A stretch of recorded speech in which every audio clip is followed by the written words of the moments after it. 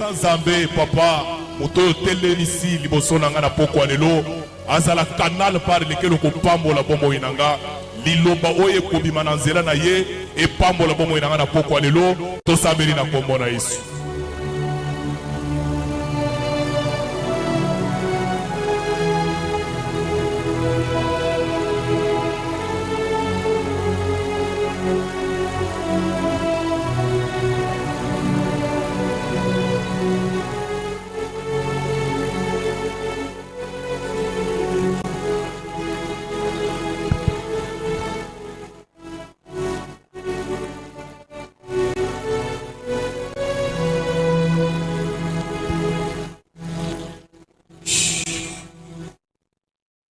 Amen.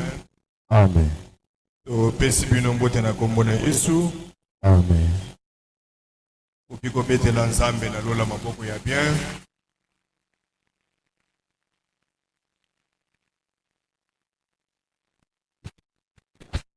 Merci beaucoup. Rapidement. Nazosa la lecture na mkanda ya Genèse chapitre 34 verset 11 qui non à 13 après pour sauter au Tangi 25 qui non 27.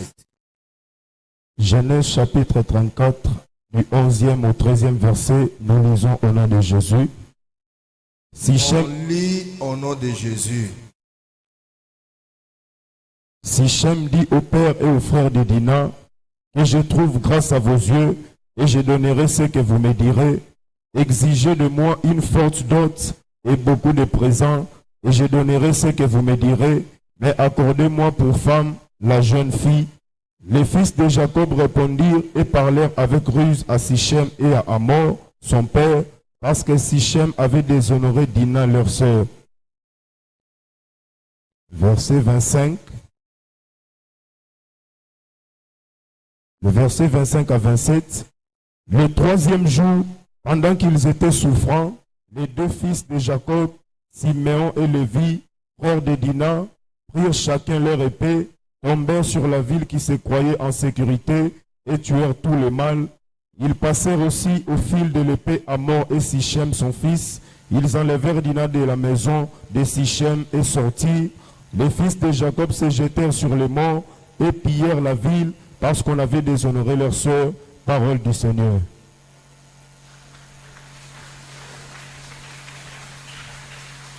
Tovandi, topesi Nzambe na lola merci. Disons merci au Dieu du ciel. Ye owapi azali maître ya temps.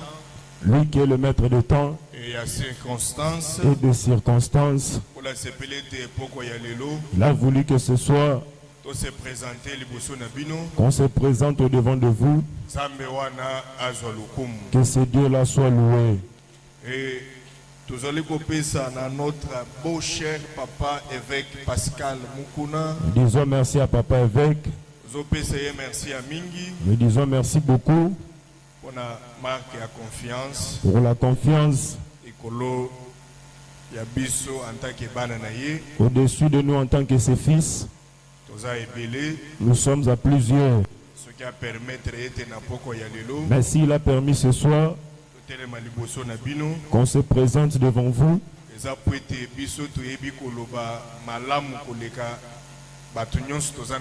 c'est pas parce qu'on parle mieux que les autres, non. C'est parce qu'il a choisi que ce soit nous qui puissions nous lever. Partout là, il peut nous suivre. Que son Dieu continue de les protéger. Alléluia. Amen. On dirait que papa baza sur place les manifester yango.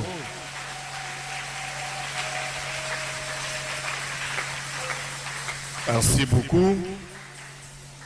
To pamboli ope mutu ondimi konyata bapotopoto Te bénissons, toi qui as accepté de piétiner la boue, parce que mbula ebeti na batan côté mususu ebeti côté mususu ebeti te. parce qu'il a plu à d'autres endroits, à certains endroits il n'a Ola pas plu. awa na banda le ebeti makasi. Comme ici à Banda, il a beaucoup plu. Bi côté ya wileri mai l'équipe mingi. Du côté de Willery, il y a eu de l'eau. Mais yo ndimi konyata bapotopoto. Mais tu as accepté de piétiner la boue. Longwe musala na yo. Tu as quitté ton travail. On se retrouver na présence na Nzambe. Tu te retrouves dans la présence de Dieu. Tika Nzambe wana apambula yo Laisse que ce doublement. Dieu-là puisse te bénir. Opambula mimogo ani mamena bien. Est-ce que quelqu'un me donne un bon amen? Na bosanité basani na Nzambe. Je n'oublie pas les hommes de Dieu. Nzambe ya papa na biso asala bino grâce. Que le Dieu de notre Père vous fasse grâce. Amatisa bino lisusu davantage. Il vous élève encore. Alors bien aimé dans le Seigneur, Bangami kati na nkolo. nous avons toujours likolo ya musala au papa azotalisa biso sur les esprits. Mais à Simbi, troisième point, au tozolobela, homme, démon, femme, démon. Nous sommes toujours dans notre service Nicolo et Milimo au troisième point de l'homme démon et la femme démon. Homme, démon, femme, démon. L'homme démon, la femme démon. Papa talisaki biso yete azali ya solo azobota mananzela ya mama. Papa fait voir qu'il vient par le canal du C'est-à-dire frère. azali elimate. C'est-à-dire que ce n'est pas un esprit. Azouta na neyante. Il ne vient pas du néant. Azobima na nzete te. Il ne sort pas d'un To arbre. azobima na zamba te. Il ne sort pas de la brousse. Or famille Or, Libota, ezali composé na trois parties. c'est composé habité ni misatu. Nous avons compté papa, On compte le père, nous avons compté maman, on compte la mère, nous avons compté ban.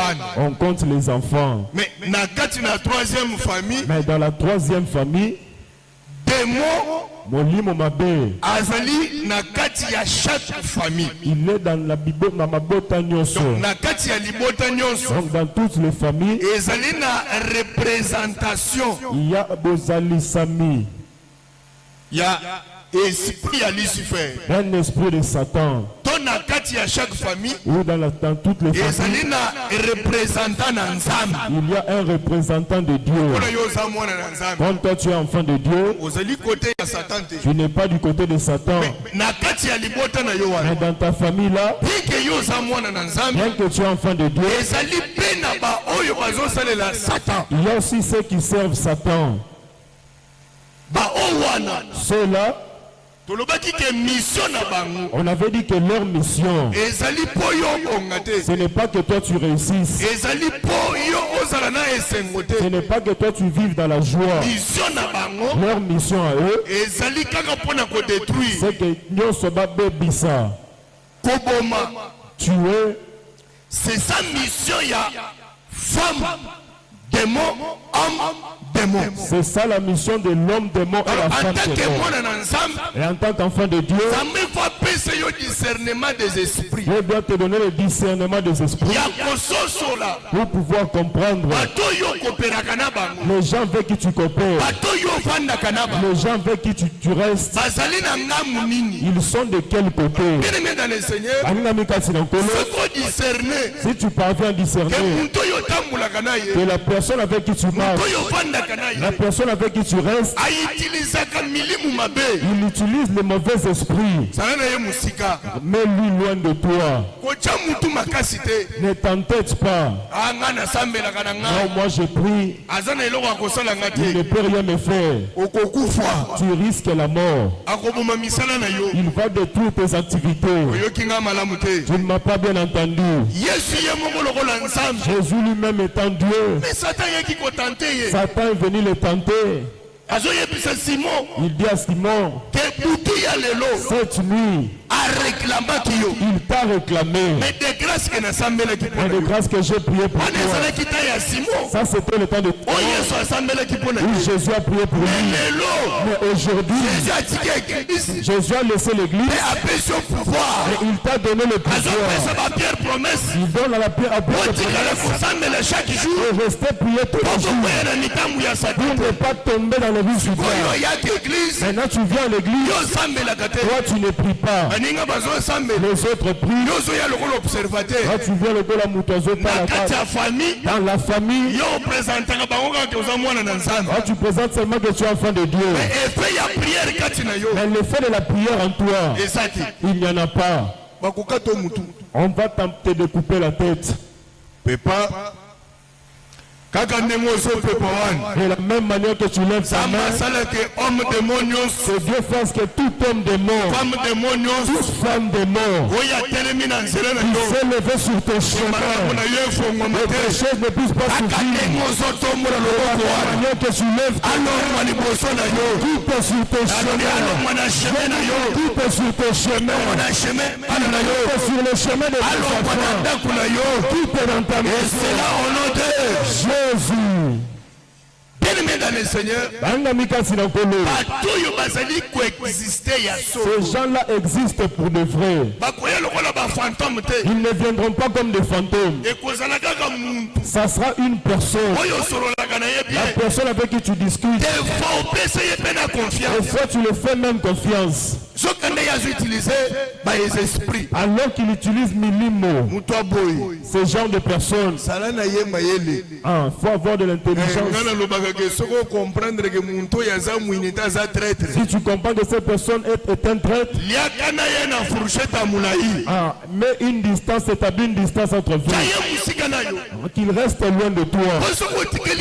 Parce que si tu lui laisses le temps, il va te découper la tête. Lucifer dont on parle parmi les hommes de mort, il était au ciel où tout le monde nous sommes jamais arrivés. Lorsqu'on l'a projeté sur terre, il n'est pas venu vide. Il avait une mission. La mission pour laquelle il était venu, c'était de débloquer tous ceux qui sont enfants de Dieu, les rendre prisonniers, qu'ils puissent se prosterner devant lui. Qu'ils puissent le demander. Toi, si cette personne, comme il est dans votre famille, il faut que vous puissiez vous prosterner devant lui. Grâce à la prière, que ces plans soient détruits. Amen. Oh mon Dieu. Donne-moi un bon amen que je monte un peu. Donne-moi un bon amen que je monte encore. Bien-aimés dans le Seigneur, homme démon, femme démon, la femme démon.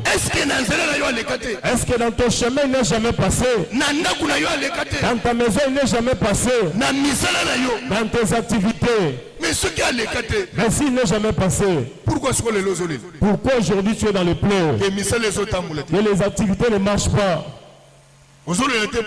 Pourquoi tu pleures? Il fallait que tu sois en bon état. C'est que quelque part, c'est que la bici Kamoko, il y a un homme démon, femme démon, il y a une femme démon qui est passée par ton canal.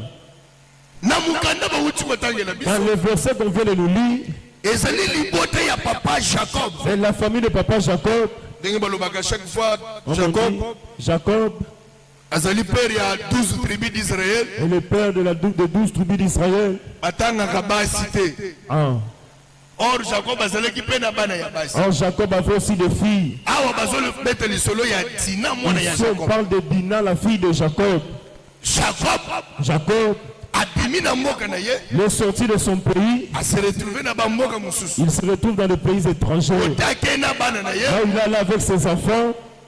Dina est sortie comme une toute jeune fille. Là, elle est allée au marché. Elle pouvait aller à l'école. Elle pouvait venir aussi à la prière. Mais pendant qu'elle était en chemin, elle rencontre un jeune garçon au nom de Sichem. Sichem, il dit que c'était un prince. Non, un fils du roi, lui-même prince. Dina lui a plu comme une jeune fille. Mais il y a quand même un normal. Mais vient par la voie normale de voir les parents de la fille, de discuter l'affaire de la dot. par les deux familles. a utilisé mayele ya mabe. Il a utilisé la ruse. Histoire est vraiment très moulaï. L'histoire est très longue. Tokozala bref. Nous serons brefs. Simato sambe. Après, nous allons prier. Problème na biso munene. Notre grand problème, Et ça lit au comprendre. c'est que tu puisses comprendre Na kati na makomi oyo. que dans ces écritures, Eloko nini elekani. qu'est-ce qui s'est produit? Femme de moi bimeli wapi. La femme de mon vient d'où? Homme de moi uti wapi. L'homme de mon vient d'où? Parce que bazalaki na batribi ya Bukese. Parce qu'ils étaient dans des tribus différentes. Bazalaki na bapara ya Bukese. Ils avaient des parents différents. Sichem Sichem, abungi nzela. il est perdu. Je mwana bantu na makasi. Il a pris l'enfant d'autrui par force.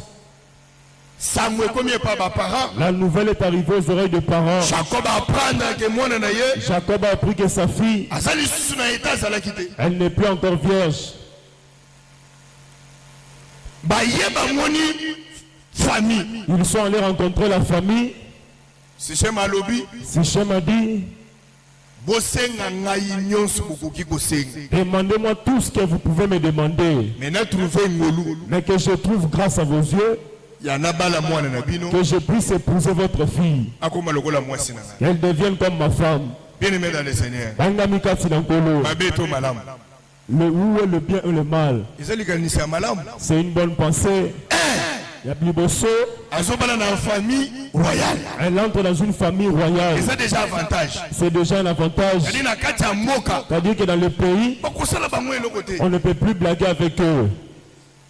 Chaque pays Mboka nyonso, a un peuple. ezalaka na libota na yango. Et chaque peuple Et libota nyonso, a un chef. ezalaka na mokonzi na yango. Mais mokonzi Mais le chef, azalaka na mokonzi likolo na ye il te. a toujours un chef suprême À au-dessus part de lui. bokilo na ye. À part son beau-frère, beau-père. À part bokilo na ye. À part son beau-père. Bien aimé dans le Seigneur. Bangami kati na nkolo. Elingaki ezala na avantage ya papa Jacob. Ça sera l'avantage de papa Jacob Na bandeko na ye. et ses frères Na bana na ye. et ses enfants. Nde oyo meme Bible ezoloba. C'est ça que même la Bible dit. Tokosimba bino aza te. Que personne ne pourra vous toucher. Totrouve grâce. Mais que nous trouvons grâce. Ya Dina Que Dina, akoma mwasi ya Sichem. qu'elle devienne la femme de Sichem, Mwana ya roi. l'enfant du roi. Bato nyonso bakoki kosepela. Tout le monde pouvait se réjouir. Et jeune fille na biso Et notre jeune fille, azwi mobali ya kobala. elle a eu un homme pour l'épouser. Babala ye. On puisse l'épouser. Bamosusu babongisaka baveste. Et d'autres préparent leur veste. Bamama bazoprepare biloko ya kolia. Et les mamans préparent la nourriture. Mais sans que bayeba Mais sans savoir que lisolo bango bazobete. que l'histoire qu'ils sont en train de rencontrer Kati ya libota ya Jacob dans la famille de Jacob, asepelaki na yango te. il ne s'était pas réjoui de ça. Zoka nde bana ya Jacob Alors que le fils de Jacob, kanda ya kosakana te. ils étaient en colère. Nani oyo azotelemela esengo ya vi na yo. Qui s'élève contre la joie dans ta vie? Parfois yo ozwakize baninga ya mosala. Parfois, toi, tu acquises tes collègues de service. Mais ekoki kozala kaka muntu oza na ye. Mais ça peut être la personne avec qui vous êtes. Ekoki kozala kaka bato otambolaka na bango. Ça peut être ceux avec qui tu marches. Awa eza ya famille propre. Ici, c'est sa propre famille. Tolobi ke homme de mo On a dit que l'homme des morts na femme de mo et la femme des morts, na chaque famille na mabota nyonso, aza na représentant na bango. ils ont leurs représentants. Le représentant wana Leur représentant là, nde biso tozokunda na ye. c'est la personne avec qui nous combattons. Ke na nzela ya priere Et par la prière, alongo na nzela na yo. qu'il quitte sur ton chemin, Alongo na baprojet na yo. qu'il quitte dans tes projets, Alongo likolo ya bana na yo. qu'il quitte au-dessus de tes Oyo enfants. alobi amen wana. Tu me donnes un bon amour. Nazozwa nzambe ye vetu Je prends mukuna. le Dieu de Mukuna Pascal, Nazokotisa ye na vi na yo. introduit dans ta vie, Nazokotisa ye na démarche na yo. introduit dans tes démarches. Nyonso ye na mission Que toute personne qui est ya venue avec une kodétruire mission, santé na yo. de détruire ta Ya santé, kodétruire vie na de yo. détruire ta vie. Le Dieu de mon père Mais à papa Nanga, alongola ye. si cette personne-là, Nzambe na ngai. oh mon Dieu, Kolo Yesu apambola yo. que Dieu te bénisse. Pesanga mene ya bien. Donne-moi un bon amen. Beta mabokolo ba frère. Feu, Ekoki kozala pe aza mopanzi na yo wana. peut-être il est juste tout près de toi là. Aye. Il est venu. Alobi kelelo azobima na boumbu nanga. Dit qu'aujourd'hui je sors de mon esclavage. Laisse que je sème un esprit de sommeil. Pour qu'il n'entende pas bien ces choses. Bien aimé dans le Seigneur. Il y a une grâce. Ce soir. Laisse que cette grâce-là arrive là où tu es. Oh. On dirait que les gens n'ont pas besoin de changement. On dirait que tu n'as pas besoin de la délivrance. Tu n'as pas besoin des ouvertures. Je dis que ce soir, il y a une grâce qui vient de papa et qui arrive là où Dieu a ouvert les portes. Dieu a levé les barrières. Dieu a levé les esprits.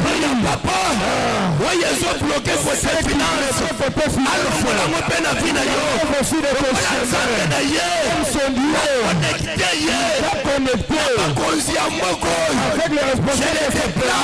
Ce peuple-là, l'onction qui est sur nous, ça descend ce soir. Et ça soit le soir d'ouverture. Et ça soit le soir d'ouverture. De ceux qui ont tiré de ce plan. On t'appelle. On un message dans le téléphone. On un message.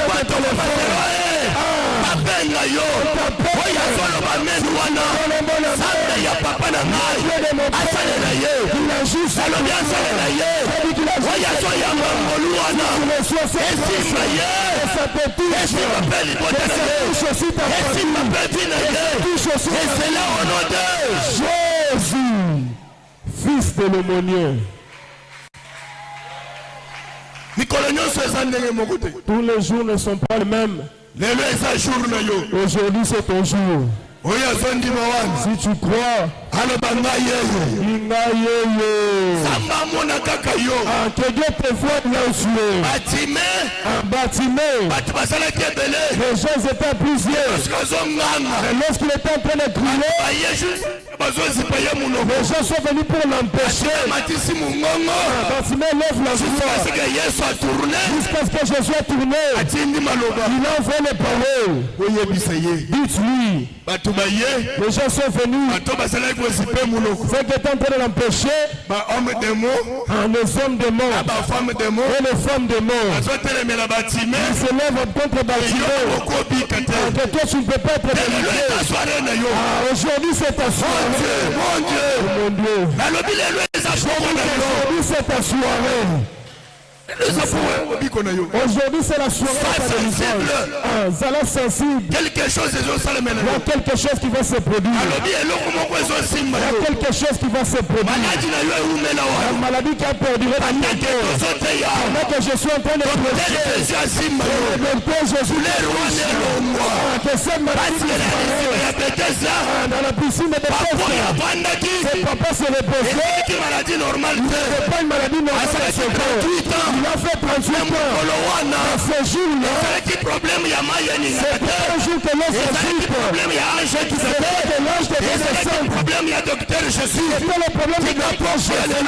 Lorsque ce soir, ta mère, papa, la bien que je sais, il te touche. La douleur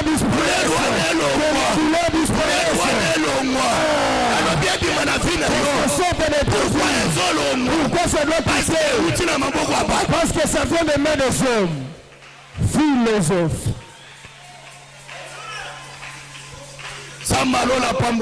Que Dieu vous bénisse. Bien-aimés dans le Seigneur, de 11 jusqu'à 13, de 11 jusqu'à 13, et c'est une discussion entre Sichem na papa Jacob et papa Jacob. Ils ont discuté. Ils étaient en train de discuter l'affaire de la dot. Et c'est avantage pour la famille. C'est avantageux pour la famille. Si c'est une famille d'aujourd'hui, le roi, il peut diriger plus de 10 pays. Quel privilège. Il prend des avions sans pouvoir payer. Il visite tous les pays que le roi dirige sans rien payer. Il a dit, demandez-moi tout. bana ya Jacob. Les fils de Jacob. Bible ezoloba tango batali Sichem Il na dit papa quand na ils ont ye. regardé Sichem et son père, Bazongisi maloba na Riz. ils ont répondu avec ruse. Riz wana c'est sa homme démon, Cette ruse-là, nde mobali molimo sa mabe, femme démon. nde mwasi molimo mabe. Homme démon, L'homme démon, mission na ye. sa mission, Ezali pona ko s'opposer c'est pour la côté les mains. na makambo nyonso ya bien za match na Dans zela. tout ce qu'il y a de bien que Dieu a mis sur ton chemin. Ye jamais sepelaka na esengo ba. Lui ne peut jamais se réjouir de la joie de la Pona personne. yo zomona Joséphine, Là, tu vois Joséphine, pona yo zomona Clément. tu vois Clément. Ondenge nini makambo nyonso nga na lobaka na famille Tout oyo. ce que moi je dis dans cette famille, Ya sepelaka na yango te. lui ne se réjouit pas de ça. Sa oyeba ke mutu oyo Sans savoir que cette personne, azo utiliser ba esprit. il utilise les esprits. Mutu nyonso na famille Toute personne dans la famille oyo azo utiliser esprit satanique qui utilise les esprits sataniques mpona kotelemela vie na yo, pour se lever contre ta vie, mpona kotelemela avancement ya vie pour se na yo. lever contre l'avancement de ta vie. Pokwa ya lelo Le soir d'aujourd'hui, azala mwasi que ce soit une femme, que ce soit un homme, à travers prière oyo travers cette prière, alongwa na nzela na yo, quitte de ton chemin, alongwa liboso ya vie na yo. quitte le devant de ta vie. nakokaki kosepela ke nazobala prince, Que j'épouse un prince, nazobala mwana ya roi j'épouse un fils de roi, na motema na ye dans son cœur, azomona ke nalongwe veut que je quitte kote ya bato ya seliba du côté des gens du célibat, sanke ayeba te sans savoir kaka bandeko na ye moko propre seulement ses propres frères. nde tolobaka ye te tozomonana na bilongi Quand on dit qu'on se voit par le visage, me mitema ya muntu oyebi te. on ne connaît pas l'état du cœur de la L'homme personne. change, Ah, mutu abongwanaka, l'homme bouge, mutu aninganaka, moninga malamu un bon ami, bayebaka ye on le reconnaît. absence na yo. Ah, tant que vous Parole. Ntango opesaka mokongo quand tu donnes le dos, alobaka nini mpo na yo? on dit quoi de toi? C'est ça. Nde yango. oyebaka oyo moninga C'est malamu là que tu sauras que ça c'est un me bon na ami. miso na yo Mais à tes yeux, akosala semblant il fera semblant. azoflate yo Il te flatte. lelo Aujourd'hui, tala bandeko balanda biso meme na poto hein, makambo oyo elandi bango ces choses-là ont poursuivi. moto azoloba na yo ke yo zelo komona La personne te dit, attends, tu verras. ke poto Va en Europe, zwa mikanda hein, aille les documents. nga na faire voyager petit frère na nga propre Quand je fais voir mon petit frère propre, ke poto il va en Europe. ntango bato bamoni image Quand les gens ont vu les images, ya ke poto alaki te lui il va en Europe, il nous a rien dit. il faut asalela yango publicité Il doit faire une publicité pour ça. kaka liloba wana Seulement cette parole-là, c'est ça homme de mot des hommes de Moyowana, ye wana nde femme de mot c'est lui dans la femme des morts. mbala moko akokota na maloba wana Il entre directement dans ses paroles abundisi yo et il commence à te combattre. parfois yo komimona ozongi Après toi, tu vois, tu retournes sa oyebaka eza maloba ya bato wana sans savoir que ce sont les paroles de ces gens-là. po basepelaki te Parce qu'ils ne se sont pas réjouis. kozaloza na poto Tu peux être en Europe, mikanda ezozwa ta les papiers ça dure. pourquoi ezwa ta Pourquoi ça doit durer? yo osali document na yo bien Toi, tu as fait tous les documents bato bien. mosusu après 2 mois Après 2 mois, 5 mois barépondre 5 mois, on les répond. nga na ndeko moko na états-unis À quelqu'un aux États-Unis, aboti bana 3 là, il met au monde 3 ndenge enfants. nazoloba boye azolanda biso Comme je parle, il nous suit. azalaki na mosala te Il n'avait pas de travail, azalaki na mokanda te il n'avait pas de papier. na états-unis oyo ovandi ozosala chaîne de prière Toi, toi, tu vois, si tu pries, tu jeûnes ozwa visa pour avoir le visa. ye asi akomi Mais lui, il est déjà aboti arrivé. na kobota Et il a même enfanté. pourquoi azwi nationalité te Pourquoi? homme de moi ye atelemi L'homme de mort. Alors, na famille ya mobali Dans la famille de l'homme, bazoloba nini on dit quoi?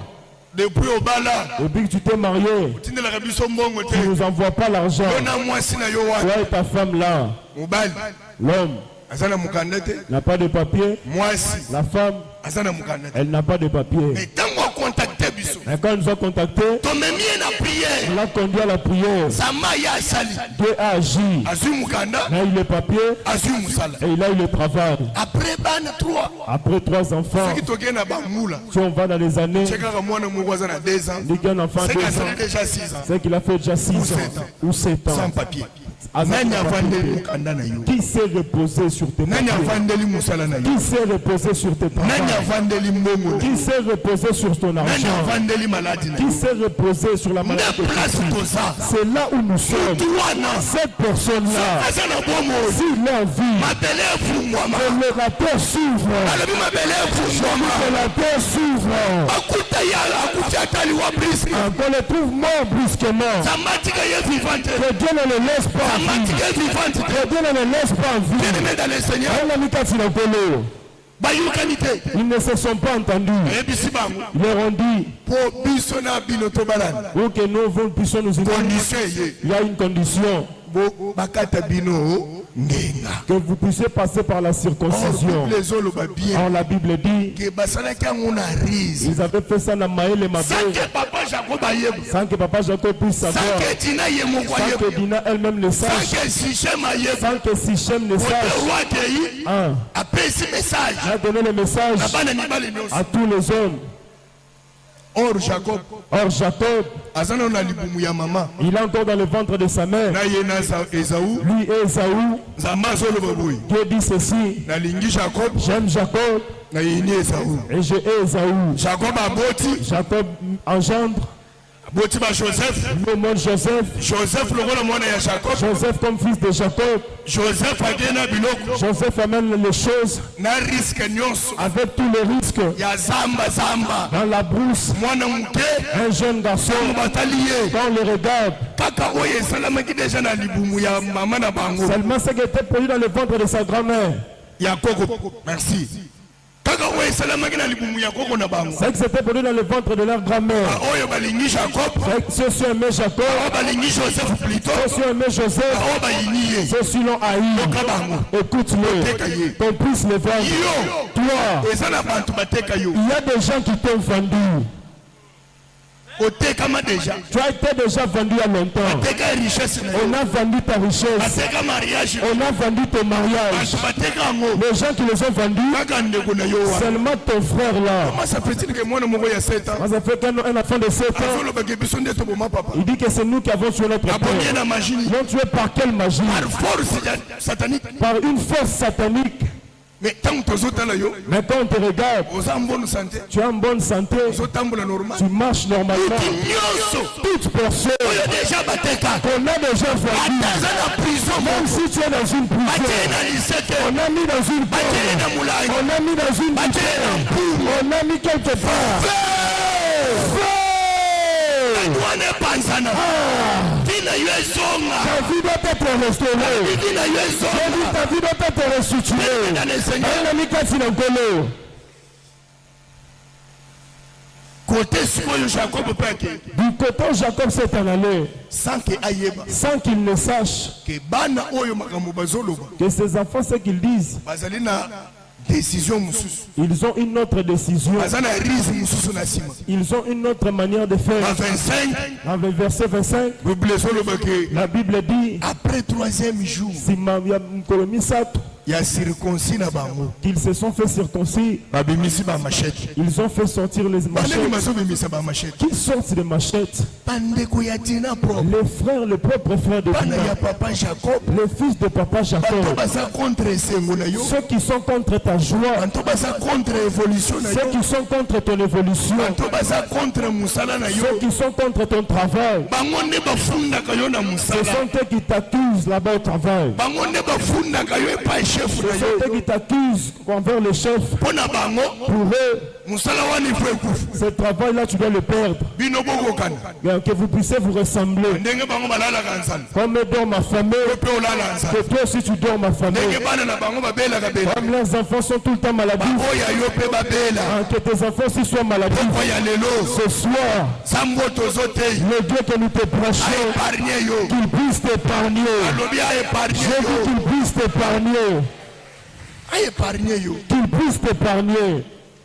Bien-aimé dans le Seigneur. Banamika Sinokolo, Ezala papa leki. que ça soit le Samba épargner yo. que Dieu puisse t'épargner.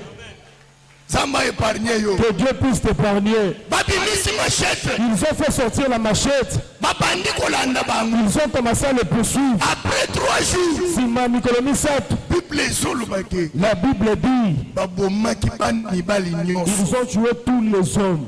Sima Après, babandi ko récupérer biloko na bango. ils ont commencé à les piller. Même yo, Même toi, homme démon, même démon, oya so mariage na yo. leur évite ton mariage. Je lève ma main droite. Mon père, Sa mère, papa, c'est la yo musala wana. te restitue ce travail-là. C'est la yo. Il te restitue ce travail-là. Ah, comme ça, le Dieu de mon père, il te lève. Il te lève, tout à l'heure, que tu sois levé. Les gens qui sont en train d'avoir la conversation, qu'ils meurent. Qu'ils meurent. Papa, mais la mort, ce soir, de la même manière que tu fais le que tout le monde s'est mort. L'homme est reposé sur tes finances. Ce soir, je sens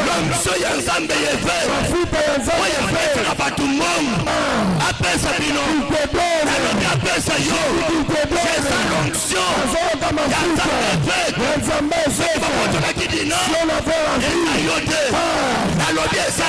toi tu n'es pas Dina. Tu n'es pas Dina. Ah Dina, c'est quelqu'un qui est toi tu es quelqu'un d'autre. Ah, il dit que la différence sera. Il est en train de dire il y a différence entre ça. L'homme des morts, la femme des morts, qui bloque les mariages de sa fille dans la famille. Ce sont ceux qui ne prient pas. Comme toi tu pries, toi tes enfants. Et mon Dieu, je dis que leur mariage soit merci. La maternité de mon que ça s'ouvre. Pendant que je pars, sa mère, papa, il s'est levé à cette porte. Je vois Esther, philosophe. Que Dieu te bénisse. Oh mon Dieu. Je vois Esther. Azalaki pena makamu ya famille na bango. Il y a aussi la réalité de la famille.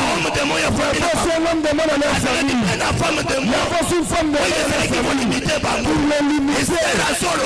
Esther dit, malgré les réalités de la famille, toi Esther, dans ton corps,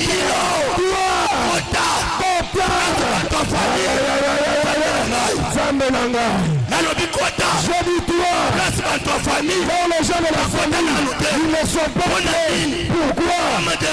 L'homme des morts, Dieu l'a enlevé. Mon Dieu, oh mon Dieu, que Dieu te bénisse. Samba Pandelé, la femme des morts, Dieu l'a enlevé.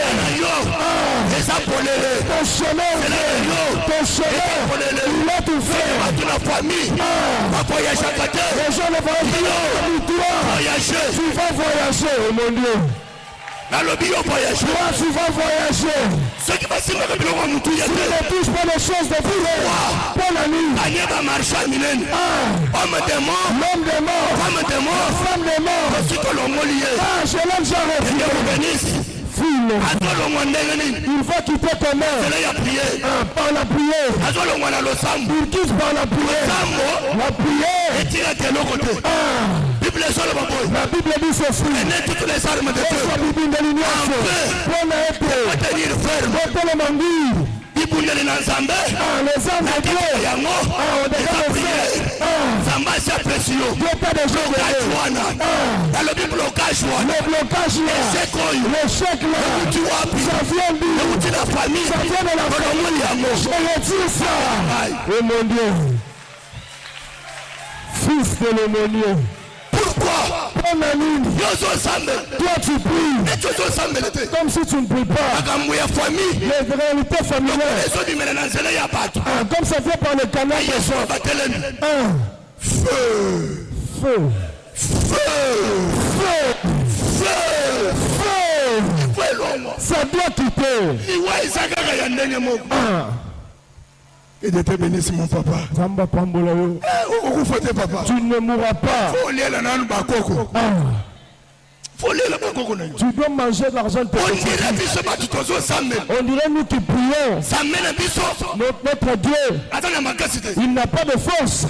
Satan. Satan, il commence à dominer. Never.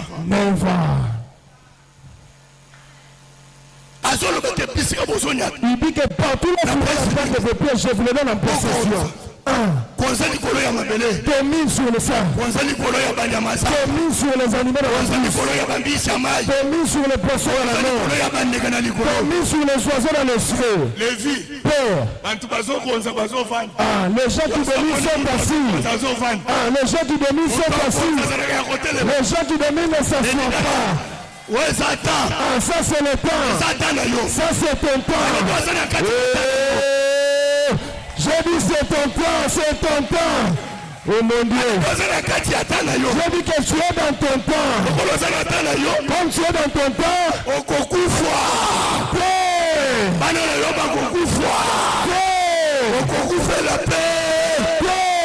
merci. Philosophe, tu ne mourras pas. Parce que les promesses de Dieu, ça ne pourrit jamais. C'est au-dessus de toi. Les choses que Dieu a dit sur toi, ça ne s'est pas encore accompli. L'homme de moi est déjà venu. Là tu es Sichem. Là tu es toute la famille. Ah non. S'ils arrivent à ton tour, que cette mort-là, sauter en mort. Oh mon Dieu. J'ai dit cette mort-là. On avait déjà établi on a mis la photo. Sauter en mort. Au fond du Pénani, j'ai sauté l'Iwa. J'ai sauté l'Iwa. Oh mon Dieu. Lorsque le Dieu de mon père qui te fait sauter sur cette mort-là, fais ça bien. Il était béni. Zamba Pamelayo. Sauter en mort. Ce qui n'a lobby l'iwanyo sur la famille. Je dis tout la mort familiale. Sauter en mort. L'iwanyo sur la famille. Sauter en mort. L'iwanyo sur la quartier. Sauter en mort. L'iwanyo sur la libota. Sauter en mort. Oh mon Dieu. Fils de l'aumônier, mets-toi debout. Beta maboko milolo. Telele ya bien. Beta maboko milolo. Oh mon Dieu. Sois concentré. Sois concentré. Que Dieu vous bénisse. L'onction qui s'est répandue ce soir. Que ça arrive dans tes mains. Merci. Que ça localise tes enfants. Là ils sont restés à la maison. Ceux qui sont aux États-Unis, ma futa Olo, que ça leur localise. Ceux qui sont au Canada, ma futa Olo, que ça les touche ce soir. Ceux qui sont en Afrique du Sud, ma futa Olo, que ça ceux qui peuvent être en France, ceux qui peuvent être en Belgique,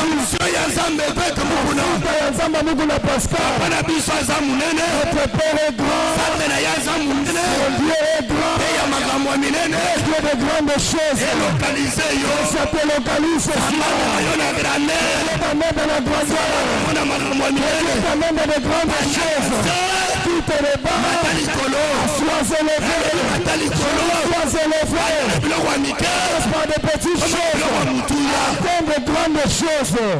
Merci. C'est une grâce. La grâce ne se répand pas tous les jours. Comme ça s'est répandu ce soir. Et comme partout. Que ça arrive la Bissika Nyosi. Partout là où toi tu piétines. Que les portes